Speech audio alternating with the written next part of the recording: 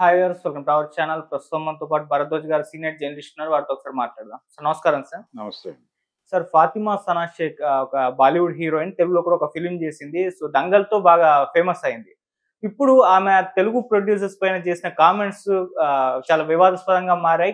చర్చనీయాంశంగా కూడా మారాయి. అంటే నేను హైదరాబాద్‌లో ఉంటున్నప్పుడు ఒక సినిమా పర్పస్ మీద వచ్చినప్పుడు తెలుగు ప్రొడ్యూసర్స్ అంటే కమిట్మెంట్ అడిగారు అని చెప్పేసి ఆమె కామెంట్ చేసింది. సో ఇప్పుడు అది చర్చగా మారింది.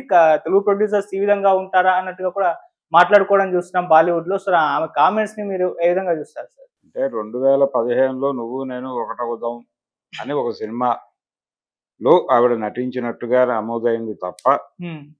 ఆవిడ తెలుగు సినిమాల్లో ఎక్కడా కనిపించిన దాఖలాలైతే లేవు. అవును. ఒకటి. రెండోది, ఆవిడ మొదట చైల్డ్ ఆర్టిస్ట్‌గా ఎంట్రీ ఇచ్చింది ఆవిడ. యాక్చువల్‌గా కాశ్మీరీ అమ్మాయి. ఆ అమ్మాయి హిందీ సినిమాల్లో అంటే బ్రాటప్ అంతా బాంబేలో జరిగింది అనేది ఆవిడ సంబంధించిన ప్రొఫైల్‌లో చూస్తే అర్థమవుతుంది. కానీ కాశ్మీర్ నుంచి బాంబే చేరినటువంటి ఫ్యామిలీ కావచ్చు. హ్మ్. బ్రాటప్ అంతా బాంబేలోనే జరిగింది అని చెప్తున్నారు. చైల్డ్ ఆర్టిస్ట్‌గానే ఆవిడ ఎంట్రీ ఇచ్చింది.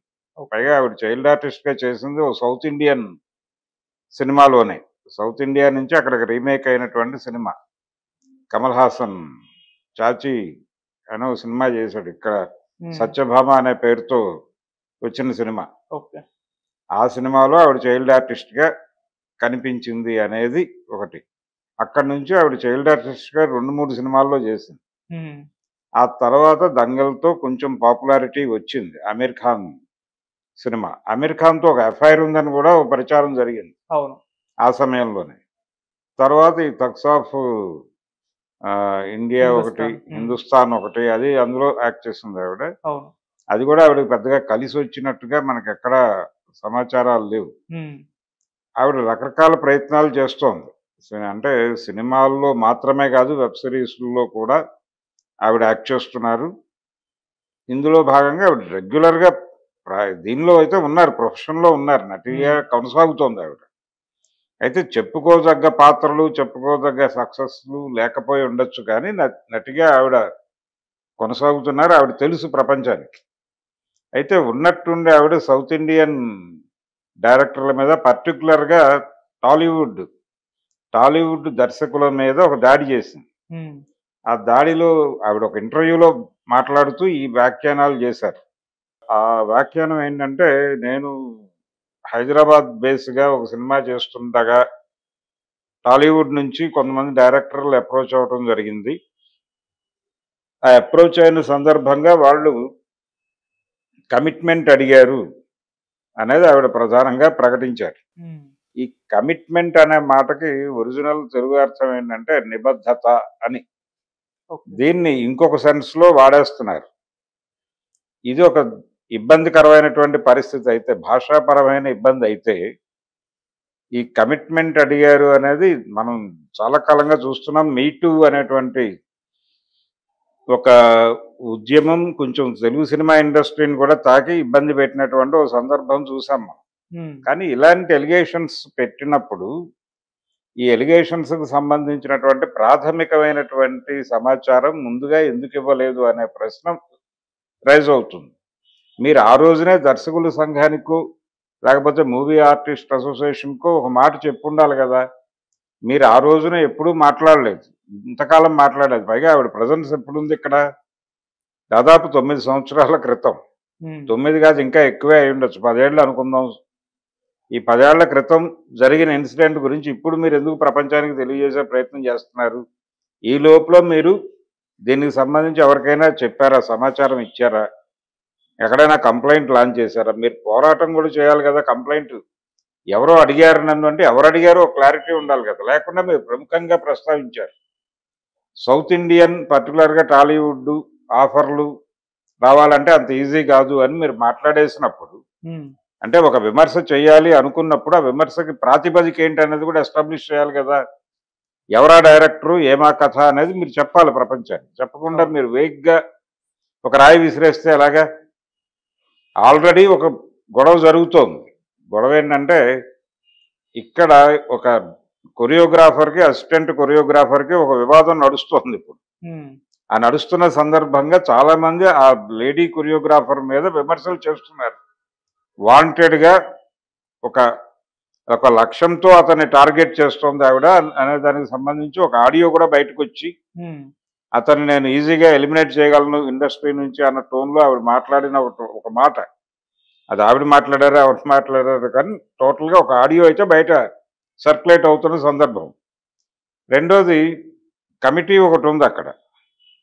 ఏది శ్రీరెడ్డి ఇన్సిడెంట్ జరిగినటువంటి మీటూలో భాగంగా చాలామంది కంప్లైంట్లు ఇచ్చినప్పుడు ఛాంబర్ ఒక కమిటీని పెట్టింది. ఆ పెట్టిన సందర్భంగా ఒక చర్చ అదేంటంటే మా దగ్గరకు వచ్చినటువంటి కంప్లైంట్స్లో మెజారిటీ వేరే అంటే వాళ్ళని ఏదో టార్గెట్ చేయడం కోసం పెట్టిన కంప్లైంట్లా అనిపించినాయి. అందులో బేస్ ఉంది, దీనికి ఒక ఆధారాలతో పెట్టారు వీళ్ళు అనటానికి తగిన సమాచారంతో వాళ్ళెవరూ రాలేదు.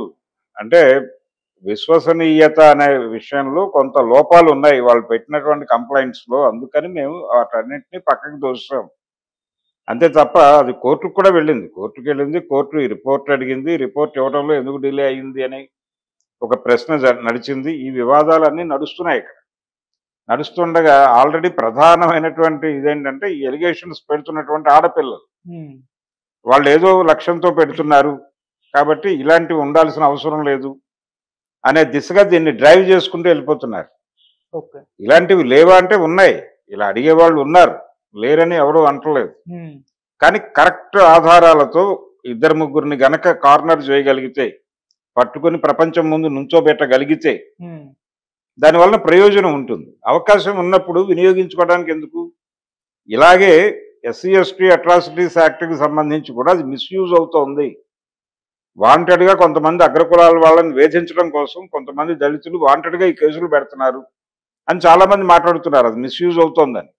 అలాగే ఈ కమిటీలు ఇవన్నీ కూడా మిస్యూజ్ అవుతున్నాయి, ఈ మీటూలు ఇవన్నీ కూడా మిస్యూజ్ అవుతున్నాయి అని చెప్పడానికి ఇలాంటి బేస్లెస్ కంప్లైంట్లు రైజ్ చేసినప్పుడు దీన్ని ఉదాహరణగా తీసుకుని చాలామంది చెలరేగిపోతారు. అందుకని ఈ ఫాతిమా సనా చేయవలసిన పని ఏంటంటే ఇమ్మీడియట్గా తన దగ్గర ఉన్నటువంటి ఎవిడెన్స్ ఏంటి, ఎవరేంటి, పేర్లేంటి, ఎక్కడ మాట్లాడారు, ఎవరు ఉండగా మాట్లాడారు అవి చెప్పాలి. అవి చెప్పే స్ట్రైట్ అవే కమిట్ చేయించేసి తీసుకెళ్లి కోర్టులో హాజరుపరచడం, లేదు పోలీసులతో అరెస్ట్ చేయించడము, ఏదో ఒక కార్యక్రమం జరగాలి. అలా కాకుండా వేగ్గా విమర్శలు చేయటం అనేది వాళ్ళ లక్ష్యానికే విరుద్ధంగా పనిచేస్తుంది. అది వాళ్ళ లక్ష్యం ఏమిటి, ఇలాంటి పరిస్థితి కళారంగంలో ఉండకూడదు అనేది నీ లక్ష్యం అయి ఉంటే దాన్ని నిర్మూలించడానికి ఏం చేయాలో అది చేయాలి నువ్వు. అంతే తప్ప వేగ్గా మాట్లాడకూడదు. వేగ్గా మాట్లాడితే దీన్ని ఆ విధంగా తీసుకుని వీళ్ళందరూ ఇంతే అనేస్తారు ఎవరు. ప్రపంచం అలాగే స్వీకరిస్తుంది. అలా స్వీకరించే పరిస్థితి నువ్వెందుకు కల్పించాలి నీకు ఆ ప్రోగ్రాం ఉన్నప్పుడు?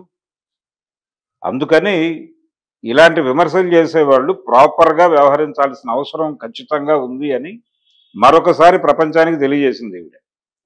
ఈ ఫాతిమా సనా ఆవిడ విమర్శల్లో ఎక్కడ బేసిక్ ఇది లేదు. అంటే ఎవరు ఎక్కడ ఏ సందర్భంలో ఎక్కడికి రమ్మన్నారు చెప్పచ్చు కదా. ఇప్పుడైనా 10 ఏళ్ల తర్వాత మీరు మాట్లాడుతున్నారు, ఓకే, నో ప్రాబ్లం. 10 ఏళ్ల తర్వాత అయినా మీరు స్థిరంగా గనక మాట్లాడితే, సరైన సాక్ష్యాధారాలతో గనక మాట్లాడగలిగితే, ఎవరినైనా మీరు ఆర్గనైజ్ చేసి ఆ టైంలో ఎవరో మీ ఫ్రెండ్స్ ఎవరో ఉండుంటారు పరిచయస్తులు, వాళ్ళతో మాట్లాడించగలిగిన, కోర్టుకి సరైన సాక్ష్యాలు ఇవ్వగలిగిన కేసు పెట్టి ముందుకు నడిపించాలి కదా. మీరు అది ఉండకూడదు అనుకుంటున్నారు కళారంగంలో. మీ మీదే జరిగింది అంటున్నారు. మీ మీద జరిగింది అని చెప్పుకోవడానికి మీరెందుకు అదేదో క్యాజువల్గా తీసుకోవాలి? అది ప్రాబ్లం. ఈ వ్యవహారాలకు సంబంధించి ఎవరైనా సరే ఈ ఇబ్బంది ఎదుర్కొంటే, మేల్ చావనిస్టిక్ సొసైటీలో మనం బతుకుతున్నాము. పురుషాధిక్య